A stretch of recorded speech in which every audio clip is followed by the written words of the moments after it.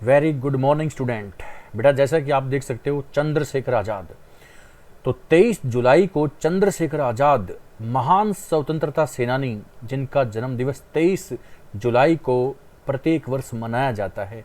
ये अलग बात है कि भारतीय जो सरकार है वो इसने हमेशा जब से भारत आज़ाद हुआ है तब से हमारे वीर शहीदों को थोड़ा सा भूल सी गई है, लेकिन जो सरकार में थे जैसे जवाहरलाल नेहरू हैं, महात्मा गांधी हैं, अन्य जो नेता जो बने उनको बड़ा याद किया जाता है, लेकिन हमारे जो शहीद हैं जैसे भगत सिंह हैं, चंद्रशेखर आज़ाद है, राम प्रसाद बिस्मिल है, अशफाक उल्लाह खान हैं, ऐसे ऐसे जो वीर जो देश के लिए, सेना के लिए, अपने देश की आज़ादी के लिए जिन्होंने अपनी पार्टी के लिए जान दे दी, जैसे हिंदुस्तान रिपब्लिकन एसोसिएशन जो पार्टी थी जिन्होंने देश को आज़ाद कराने में एक बड़ी भूमिका निभाई, उनको हम हमेशा भूल जाते हैं।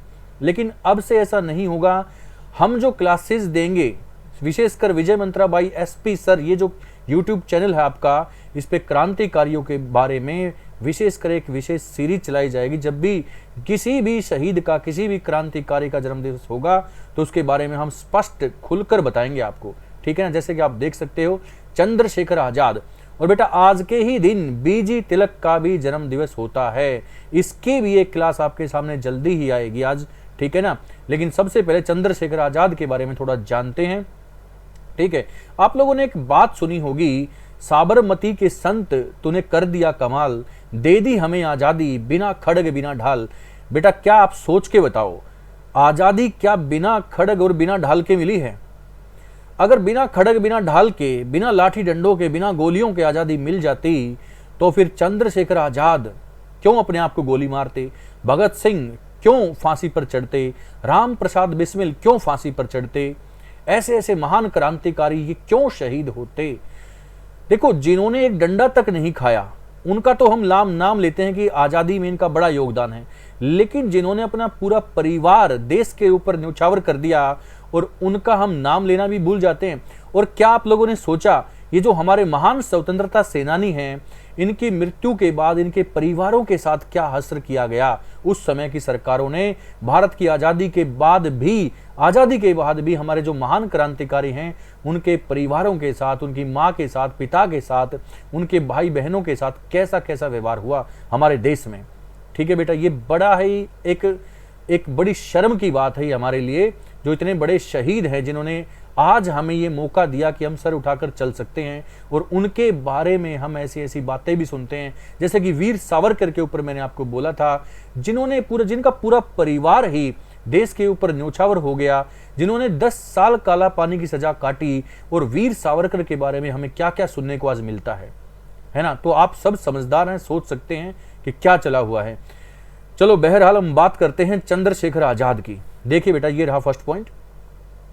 स्वतंत्रता सेनानी चंद्रशेखर आज़ाद का जन्म 23 जुलाई 1906 को मध्य प्रदेश के झाबुआ जिले के भाभरा नामक स्थान पर हुआ था। भाभरा नामक स्थान पर इनका जन्म हुआ था, लेकिन इनका पैतृक गांव अलग था बेटा, ठीक है ना। जन्म इनका कहां पर हुआ था? भाभरा नामक स्थान पर। इनके पिता का नाम पंडित सीताराम तिवारी था। पिता का नाम पंडित सीताराम तिवारी था। इनकी माता का नाम जगदानी देवी था। माता का नाम जगदानी देवी था। लेकिन देखो, जैसा कि कुछ हमें सुनने में आया कि जो जिनको माता जी हैं, भारत की आज़ादी के बाद भी इनकी माता जी को वो स्थान नहीं दिया गया जो एक शहीद की माँ को दिया जाता है। एक मूर्ति स्थापना के लिए इनकी माता जी के मृत्यु के बाद भी इनकी माता जी की मूर्ति स्थापना के लिए भी एक छोटी सी जगह भी उस समय की सरकार नहीं दे पाई थी, ठीक है ना।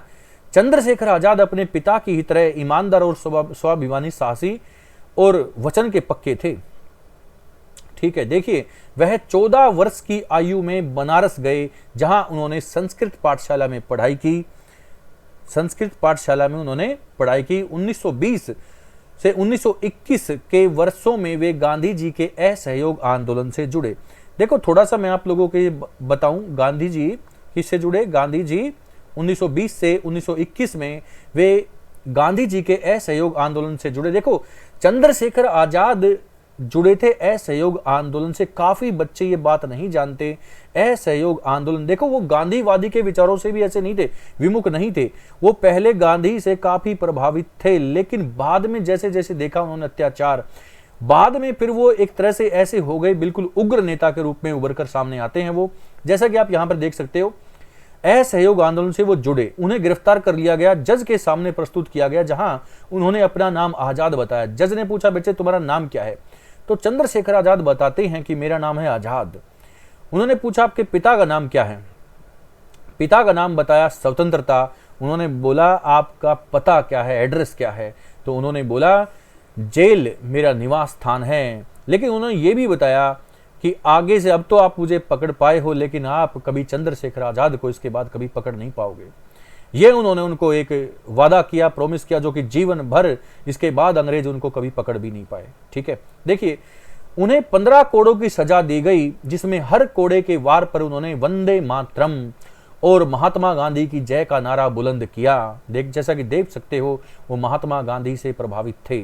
ठीक है, हिंदुस्तान सोशलिस्ट आर्मी से वे क्रांतिकारी आंदोलन उग्र होने के दौरान जुड़े। ठीक है, काकोरी षड्यंत्र केस 1925 में उन्होंने सक्रिय भाग लिया और पुलिस की आंखों में धूल झोंक कर फरार हो गए।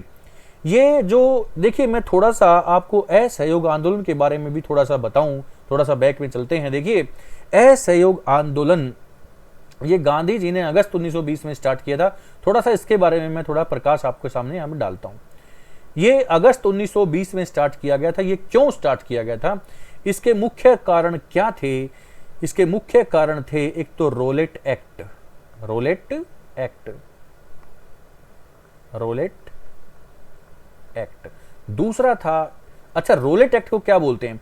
रोलेट एक्ट को बोलते हैं काला कानून। तो 1919 में अंग्रेजों ने रोलेट एक्ट एक कानून पारित किया, जिसके तहत किसी भी आदमी को आप बिना किसी भी प्रूफ के आप जेल में डाल सकते हो। सिर्फ शक के बिना पर आप उसको जेल में डाल सकते हो, और वो अपने बचाव में ना कोई वकील कर सकता, ना कोई दलील दे सकता। ठीक है, तो उसको जब तक अंग्रेजों का शक दूर नहीं होगा तब तक वो जेल में रहेगा। ये था काला कानून। और उसी वक्त अंग्रेजों ने डॉक्टर सत्यपाल और डॉक्टर सैफुद्दीन किचलू, इन दोनों को शक के आधार पर जेल में डाला, जिनकी रिहाई के लिए अमृतसर में 13 अप्रैल, ध्यान से सुनना बेटा, 13 अप्रैल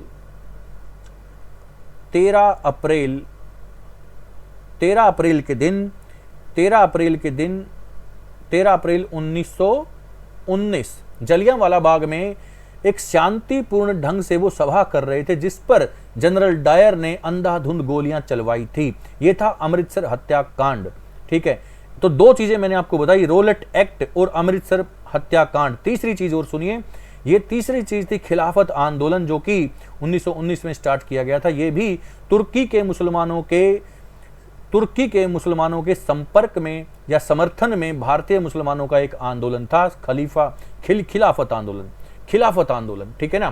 तो रोलेट एक्ट, अमृतसर जलियांवाला बाग हत्याकांड और खिलाफत मूवमेंट, इनके विरोध में, इनके अगेंस्ट गांधी जी ने असहयोग आंदोलन स्टार्ट किया 1920 में, और पूरा का पूरा देश उनके समर्थन में उतरा था उस वक्त। लेकिन बड़े शर्म की बात यहां पर एक और आती है, देखो मैं आपको अगले पेज पे बताऊं, सुनिए। जब बात है 1922 की, 1922 में घटना घटती है चोरा चोरी कांड 1922 में घटना घटती है, जिसमें असहयोग आंदोलनकारियों ने चोरा चोरी नामक स्थान पर एक पुलिस स्टेशन में आग लगा दी, जिसमें 22 पुलिस वाले जलकर मर गए, जिसमें 21 सिपाही थे और एक उनका थानेदार था। ठीक है ना। तो टोटल 22 सिपाही, इसमें 22 पुलिस वाले मारे गए थे। और गांधी जी ने ये पूरा का पूरा जो आंदोलन इतना अच्छा चला हुआ था, इनको उठाकर कर दिया बंद। तो पूरे देश में उनके खिलाफ गुस्सा भी था इसमें। और ऐसे ही हमारे जो चंद्रशेखर आजाद थे वो भी भड़क उठे, और अन्य जो जवान, जो नौजवान थे हमारे, वो सारे भड़क उठे कि इतना सब कुछ करने के बावजूद अचानक से ये सब बंद किया गया। ठीक है ना। तो उनको ये अच्छा नहीं लगा, तो नौजवान है वो तो भड़क उठेगा इसमें। ठीक है ना। तो ये जो चंद्रशेखर आजाद हैं, राम प्रसाद बिस्मिल हैं, ये बहुत बड़े बड़े जो क्रांतिकारी हैं, इन्होंने एक अपना नया संगठन भी बनाया। सुनिए आगे इसमें, हिंदुस्तान सोशलिस्ट आर्मी से वे क्रांतिकारी आंदोलन उग्र होने के दौरान जुड़े। काकोरी षड्यंत्र 1925 में उन्होंने सक्रिय भाग लिया। इस काकोरी षड्यंत्र 1925 में उन्होंने भाग लिया था। ये क्या था काकोरी षड्यंत्र? देखो बेटा, एक ट्रेन थी जो सहारनपुर से लखनऊ जा रही थी, उस ट्रेन में सरकारी खजाना था, हथियार थे, उनको लूटा गया था, जिसमें राम प्रसाद बिस्मिल हैं, चंद्रशेखर आज़ाद हैं, बाकी और क्रांतिकारी हैं। लेकिन इसमें चंद्रशेखर आज़ाद उनके हाथ में नहीं आए, लेकिन राम प्रसाद बिस्मिल, अन्य जो राजेंद्र लाहड़ी है, रोशन सिंह हैं, ये इस प्रकार के जो क्रांतिकारी वो पकड़ में आए, उनको फांसी दी गई। 16 अन्य को यहाँ पर उम्र कैद की सजा दी गई, लेकिन चंद्रशेखर आज़ाद पकड़ में नहीं आए थे उस दौरान। तो आगे सुनिए, ठीक है। तो चंद्रशेखर आज़ाद वहां पर अकेले पड़े, जिसमें उसके बाद में उन्होंने जो भगत सिंह हैं, उनके जो गुट है, उनका जो ग्रुप है, उनसे संपर्क साधा।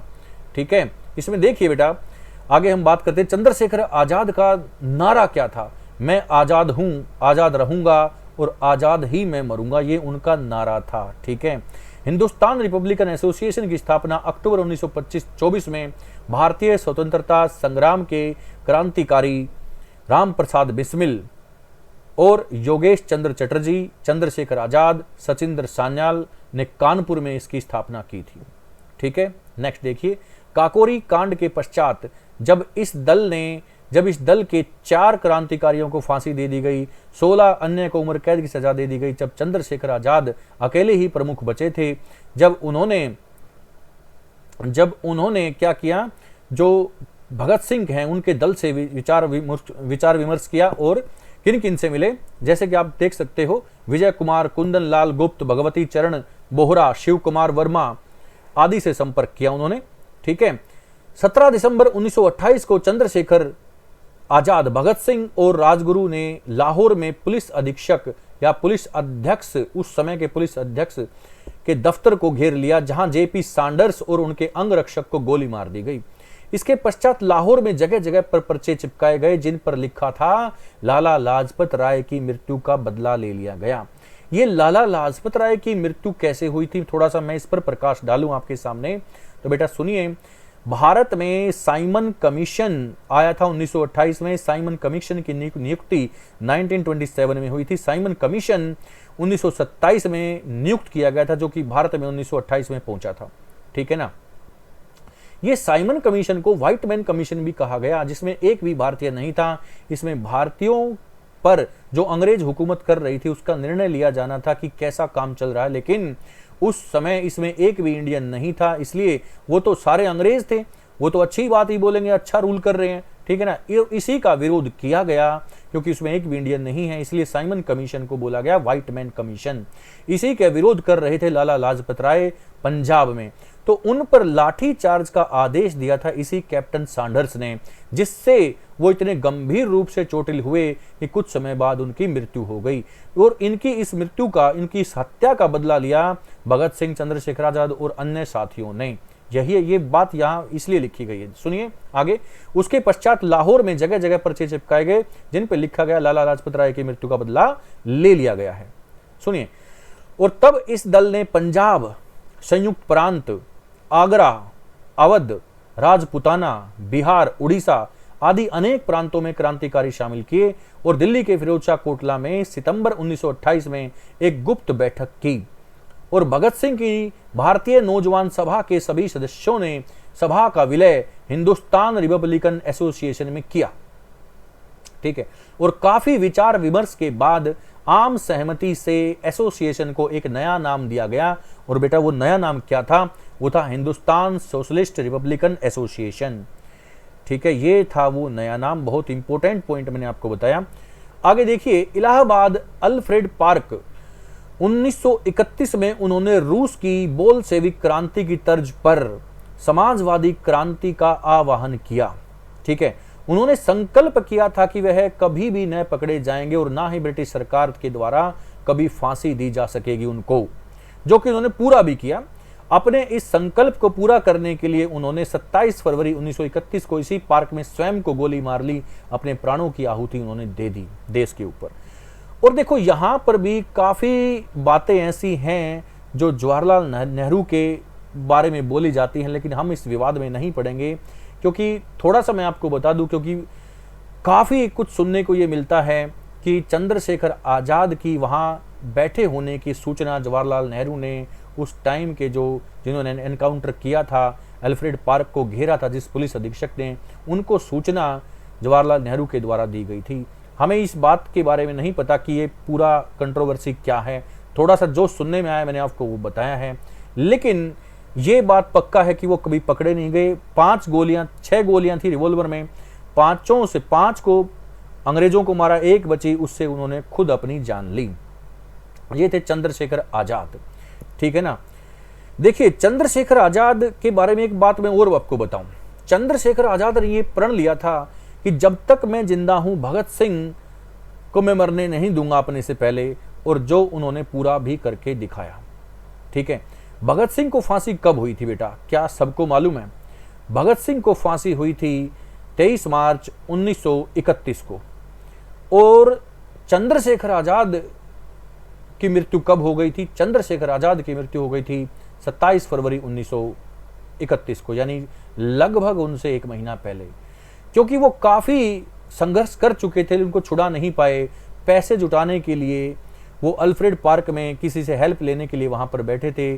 जैसा कि मैंने आपको बताया कि जवाहरलाल नेहरू के द्वारा सूचित किया जाने पर उनको घेर लिया गया था वहां, ठीक है ना। ये कंट्रोवर्सी है, इसके बारे में हम पूरा ये नहीं कह सकते कि बात सच भी है या नहीं, ये तो उस समय की सरकार के द्वारा पता ही होगा। और उस समय के जो कागजात थे जिन्होंने उनको उस पार्क में घेर लिया था, जिस पुलिस अधीक्षक ने, उनकी भी एक पुस्तक है जिसमें ये छपा हुआ है कि उनके द्वारा ये बताया गया कि उसको सूचना किस व्यक्ति ने दी थी, ठीक है।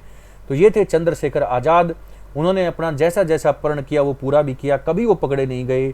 भगत सिंह से पहले ही उनकी जान भी गई देश के लिए, है ना। इतने बड़े महान क्रांतिकारियों ने देश के लिए जान दी है, और आज देश का हाल आप देखिए। आज इन्हीं क्रांतिकारियों को, इन्हीं शहीदों को हमारे आज के जो नेता हैं किस प्रकार से इनको बेशर्मी पूर्वक से इनका नाम लेते हैं, इनको बड़ा ही लज्जित करते हैं हमें इस बात के द्वारा कि ये तो कायर हैं, ये भगोड़े हैं, इन्होंने ऐसा किया। उनके परिवारों के साथ इन लोगों ने क्या किया आप सोच सकते हैं, ठीक है। तो आज चंद्रशेखर आजाद की ये वीडियो है आपके लिए एक ये संदेशा है कि ऐसे किसी भी नेता से, ऐसे हमारे शहीदों का मजाक उड़ाए जाने पर उनका विरोध कीजिए जरूर, ठीक है। अगली क्लास बेटा बीजी तिलक की होगी, बाल गंगाधर तिलक की होगी, ठीक है। Thank you very much.